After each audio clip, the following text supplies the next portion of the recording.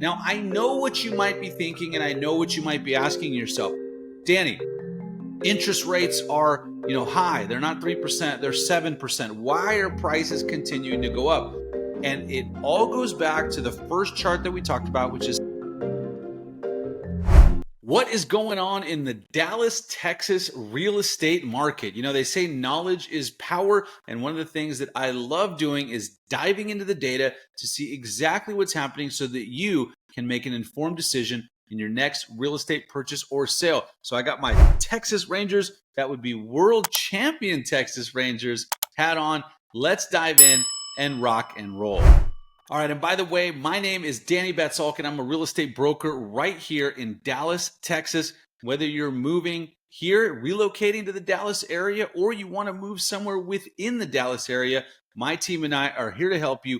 All of that contact information and links are down in the description below. You can call us, text us, email us, or book a consultation with me directly there in the links. So with that having been said, let's go ahead and dive into the data. So I have a lot of different data sources that I look at, but I will tell you that this data put out by Redfin is actually some of the best that I've seen. So let's go ahead and take a look. All right, so they update this all of the time, and you can actually look at this yourself, of course, but I'm going to guide you through, give you my interpretation of the data. I'm going to show you the most important data to look at, because if you're not careful, you can get really overwhelmed with all of the data that's here. And so I want to show you exactly what makes an impact on the housing market. Ultimately, housing and real estate is all about supply and demand. The supply of homes, the number of homes available, and then the number of buyers that are buying those homes. That dictates pricing.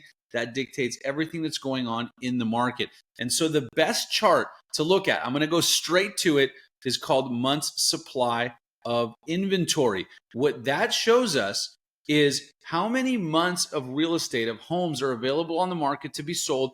If no new homes came on the market, how long would it take to sell out? Best analogy on this is you go to an electronics store and they have a certain amount of inventory. How long would it take to sell all of that if they didn't replenish their stock? It's the same thing with real estate. All right, so let me give you the legend on this chart and what this chart actually means. If there are less than 3 months supply of inventory in the market, that means that it is a seller's market. That means there's just not enough homes to sell. And so when a home goes on the market, there's going to be a lot of upward pressure on prices because there's a lot of buyers and there aren't a lot of sellers, okay? If there are between 3 months and 6 months of inventory, that typically means we have a nice balanced market. There's homes coming on the market. There's people buying those homes. Now, if we have a month supply of inventory that is greater than 6 months, what that means is that it is a buyer's market. There's a lot of homes on the market and there are not enough buyers to buy all of those properties. And so if you're a buyer, you have a choice of properties that typically puts downward pressure on pricing. So let's take a look at what we have going on here. So we're going to look at this chart. Again, there are 4 years of data here. So there's 2021 through 2024. Now, this chart, we can look at all of the data and we can go right here to where we are today. And we are at, now, what I will share with you is that what Redfin does here is they actually give you weeks supply of inventory, even though the chart is called months supply of inventory. Go figure. It's better to look at this from a month's perspective. 12.7 months is right around 12.7 weeks is right around 3 months. So as you can see, we're right at the 3-month level now. Now, as you can see this chart, what happens is typically as the year goes into summer, which is the busiest season, you will see this chart kind of come down. And that makes sense because in the summertime, there are a lot of buyers out in the marketplace. There's also a lot of sellers, but that is typically when the market is the hottest. And then as you see from prior years, we can take a look at 2023, which is the last year, and that's probably the best year to look at. So if we want to, we can actually take out 2021, 2022, and just compare year over year. Then what will happen is you'll see that as the year goes on, it kind of comes up from there. But as you can see, even in the beginning of the year, so back in January, February-ish, you see these charts really go up. And the reason that happens is seasonality, especially here in Dallas, Texas, right? It gets cold and people are hanging out. There's really no reason for them to be out buying homes. And so, what happens is just not a lot of transactions, right? But that is a seasonal thing, not a market thing. And then you'll see that that comes down. Now, the interesting thing to look at is year over year. That's always a great comparison. So if we look at year over year, at this time last year, we were at 10.7 weeks of supply. So we'll say we were under 3 months or heavy sellers market. We've come up a little bit from that. You see this chart is kind of mirroring last year, but a little bit higher. And again, we are still under that 3 months or right around the 3 month mark of median, of months supply. I was thinking about the next chart I was going to show you, of months supply of inventory. And so what does that ultimately mean? Well, what that means is that we are in, I would say, a sellers to balanced market. And in most areas, if something is priced very, very well as a listing, it's probably going to sell pretty quickly. Now, there are a lot of other factors that go into selling a home for top market price. I actually recently did a video that you can check out on the channel after you finish this video, where I went over the net sheet and how much money you will net at the end of the sale of your property, how much it actually costs to sell a home. At the end of that video, towards the end of that video, I went over some ways that you can maximize your sales price. And so there are ways that you can do that. But right now, what we're seeing is that homes that are priced well, presented well to the market, they look nice, they're good, the buyers like them, those are selling pretty quickly in most areas. And the chart actually supports that. So it'll be interesting to see what happens throughout the rest of this year. But if I had to make a prediction, I would say that this is probably going to mirror last year and kind of continue in this fashion. Okay, so with that, let's take a look at some of these other charts, but that really is the most important chart, to look at. Let's take a look at what else is going on. There are some other interesting things to see, like median sales price and things like that we will take a look at. Let's start over here on the left with our new listing chart. So let's throw 2021 and 2022 back in here. If you look at our new listings, what you will see is we are yellow in 2024. Again, as summer approaches, more listings come on the market, and we're not seeing anything abnormal here. Now, inventory, as you probably have heard, is at all-time lows. It's been sitting at all-time lows for a long time, meaning not a lot of people are putting their homes on the market. There are a lot of reasons for that I won't really get into in this video, but because not a lot of homes are coming on the market, what that means, again, is there's just not a lot of supply. So if you're a buyer, you just don't have that many choices because there aren't many homes on the market. So this is kind of trending, again, the exact same way, year over year, we are a little bit higher than 2023. So it's coming up a little bit. But as you'll see, we're still way under 2021 and 2022 in terms of number of listings coming onto the market. Next chart that's interesting to look at is pending sales. Pending sales is how many properties are going under contract. Now, the number of transactions that we've been experiencing in the real estate industry here in Dallas, Texas, has been way down. And you could see that throughout the years, right? So 2021, then we were lower in 2022, lower again in 2023, and right around the same, a little bit lower, 3% less in 2024. So we continue again to have less transactions because there's just not enough properties on the market. And so with less properties on the market, you have less transactions, and that just makes sense.